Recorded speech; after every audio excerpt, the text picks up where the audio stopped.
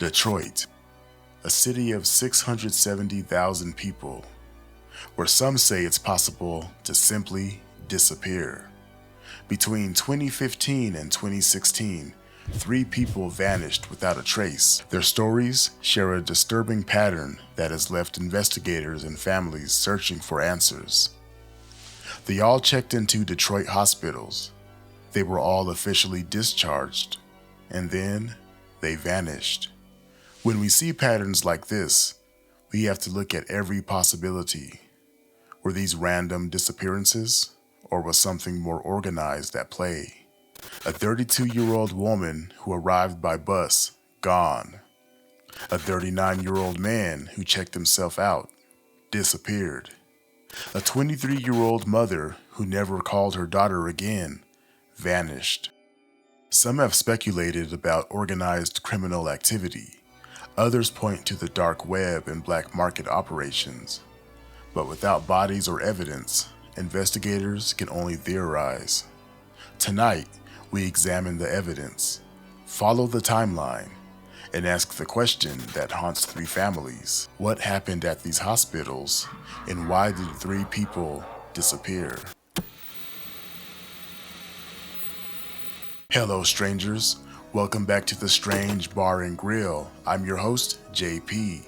Today I'll be discussing the case of 3 individuals that disappeared under strikingly similar circumstances, all after being released from local hospitals in Detroit.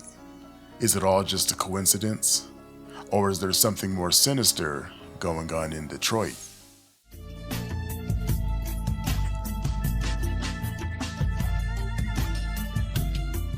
On August 13th, 2015, 32-year-old Kiela Gray arrived in Detroit by Greyhound bus from Kansas City, Missouri.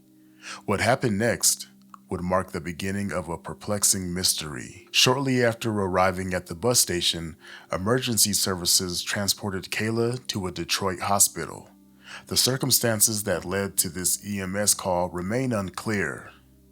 After being treated, she was released and then vanished without a trace. There is no record of which hospital she received medical care. Also, her background information is unknown.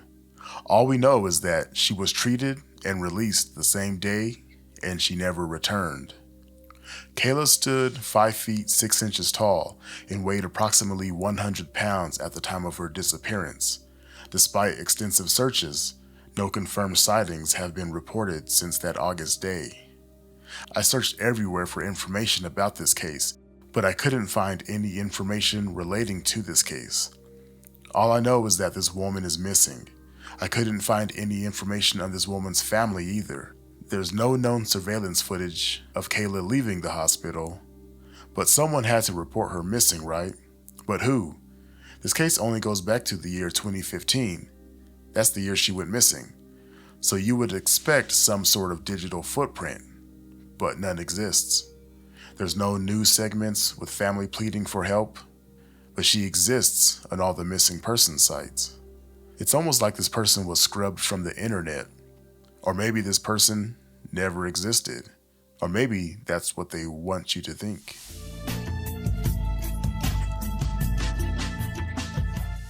Less than a year later, on March 14th, 2016, another disappearance would echo Kiela's case. Jahmel Jones, age 39, checked himself out of Sinai Grace Hospital. Like Kiela, he would never be seen again. And that's it. He went missing in 2016. I looked everywhere for information on Jahmel Jones, and there's no records of him online, no social media accounts, no family pleading to find him, no news reports, absolutely nothing. Just another face in the National Missing and Unidentified Persons System, or NAMIS for short. But someone had to report him missing though. But who? Clearly someone knew of him and his whereabouts before he went missing. But why is there zero existence of Jahmel online? Why is there no surveillance footage of Jahmel leaving the hospital? It almost appears he was scrubbed from the internet as well. But why? Jahmel was 5'6" and weighed about 200 pounds when he disappeared.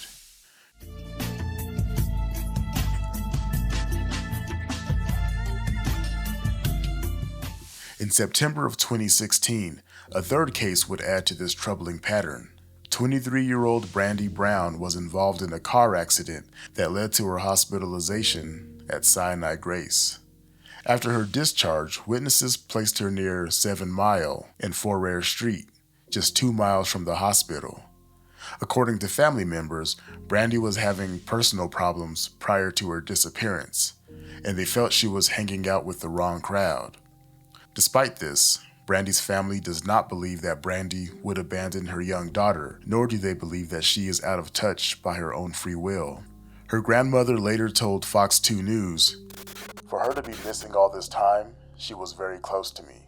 She always called me and say, 'Would you fix me some chicken and dressing and macaroni and cheese?' She didn't do it at the holiday, and then her daughter had a birthday, and she didn't call her daughter, and she always called her daughter on her birthday."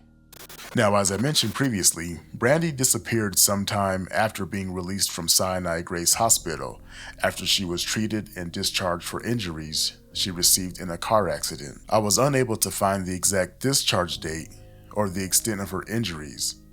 Brandi was last seen at 7 Mile Road and Forrer Street, which is on the west side of Detroit and appears to be about 2 miles from the hospital. Once again, I couldn't find any details about who saw her or how she left the hospital. Did she walk, call a cab, or was she picked up by someone? Did someone know she was leaving the hospital? At the time Brandi disappeared, she was living on the 18,000 block of Schaefer Highway. Her grandmother still drives by the house and follows leads herself, often driving from place to place. Brandi's family says it's unlike her to not contact her family, especially her 4-year-old daughter at the time, Alicia. Brandi never called Alicia on her birthday, which her grandmother says is definitely uncharacteristic of her. Brandi's dad, Mario Brown, said he has walked up and down the streets of Detroit hanging posters of his missing daughter for months.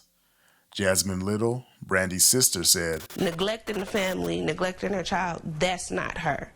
So something has happened. I just don't know what it is." The little girl now lives out of state with her dad and continues to ask about her mom. What am I supposed to tell my niece? I don't know what to tell her. Your mom just dropped off the face of the earth. It's not just about her missing. It's about somebody else who's missing. The longer that it get, the worse that I feel. I'm still looking. I ain't gonna stop. One other interesting thing to note is that Fox News went to Brandi's neighborhood and showed a man who has lived in the neighborhood for years Brandi's picture. He said her face just does not look familiar at all, and that struck me as very odd. So what happened to Brandi? Did she possibly suffer an unnoticed head injury from the accident that led to her going missing? Was she a victim of circumstance? Did she leave on her own accord? It's hard for me to form a theory when the details of her disappearance are just so vague. I wish I knew the time frame between when she was discharged from the hospital and when she was last seen. Was it hours, days, or more? I truly hope Brandi is found so her family can get some kind of answer. At the very least, her daughter will one day need to know what happened to her mother. Crime Stoppers of Michigan is offering a $2,500 reward, so hopefully someone will come forward. Brandi is 5'4" and weighs approximately 120 pounds. She has a distinctive tattoo reading Alicia, the name of her daughter, on her right shoulder blade. Unfortunately, that's all the information I have surrounding these mysterious missing persons cases.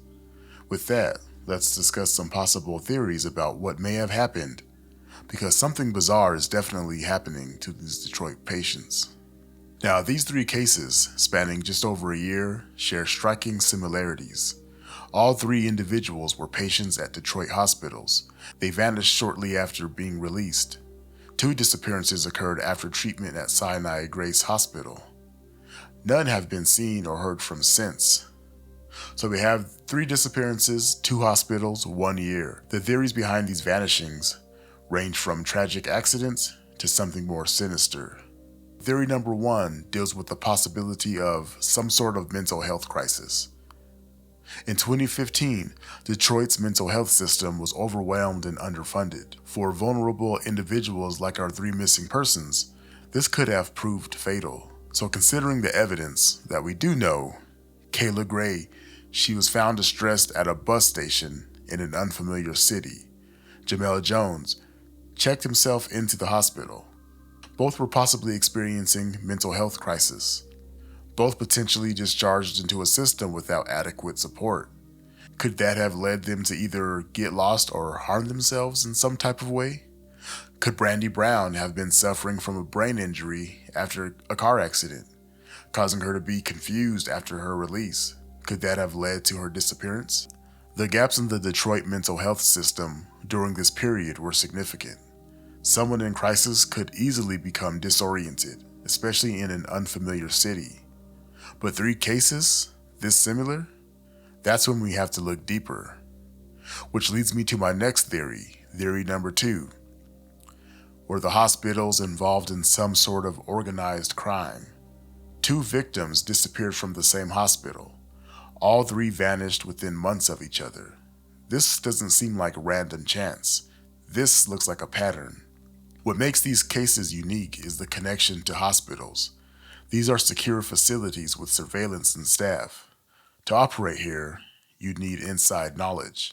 You need to know the systems, the blind spots, the procedures. The most disturbing questions center on the hospitals themselves. Where is the surveillance footage? Why were vulnerable patients released without support? And why did 2 disappearances occur at Sinai Grace Hospital? Did they actually leave the hospital? Did they die in the hospital? And if they died in the hospital, then why the cover-up? That question would lead me to believe that the hospitals were involved in something illegal, whether harvesting organs and potentially selling them on the black market. That sounds kind of far-fetched until you realize stuff like that happens all the time. Hell, there was even a funeral home that was selling body parts in the black market, right? There's sick people out there and they'll do anything for a buck. You take an individual who doesn't appear to have that support system, someone that they deem as a throwaway, unimportant, and instantly they can become a candidate for whatever dark, twisted events that you have in store for them. And then you just chalk them up as to another missing person that no one cares about, and then scrub any record of them from existence, and then you just move on with your normal operations. It sounds crazy, but it does happen. Because in facilities this secure, people don't just vanish. Someone had to know discharge protocols, the security patterns, the camera locations. The question is, was it an inside job? Or was someone watching from the outside? Which brings me to my next theory, theory number 3. Human trafficking. Detroit's location makes it vulnerable to trafficking operations. Its proximity to the Canadian border creates opportunities for international criminal networks. Hospitals provide the perfect hunting grounds, legitimate facilities where vulnerable individuals can be identified and tracked. Could someone have been waiting for these patients to exit the hospital and snatch them up? What do you think? And now my last theory, theory number 4, would be the perfect storm. So all of these different events kind of occurring together in some form. Because sometimes the simplest answer isn't always the right one. These cases could involve multiple factors: vulnerable victims, systemic failures, and criminal opportunism, all converging at these hospitals. Unfortunately, with so little information available on these cases, will we ever actually find answers? Since these disappearances, Detroit hospitals have reportedly updated their security and discharge protocols. But for 3 families, these changes came too late. The truth behind these disappearances may lie somewhere between these theories, but one fact remains undisputed. 3 people walked out of Detroit hospitals and vanished without a trace. But what do you think?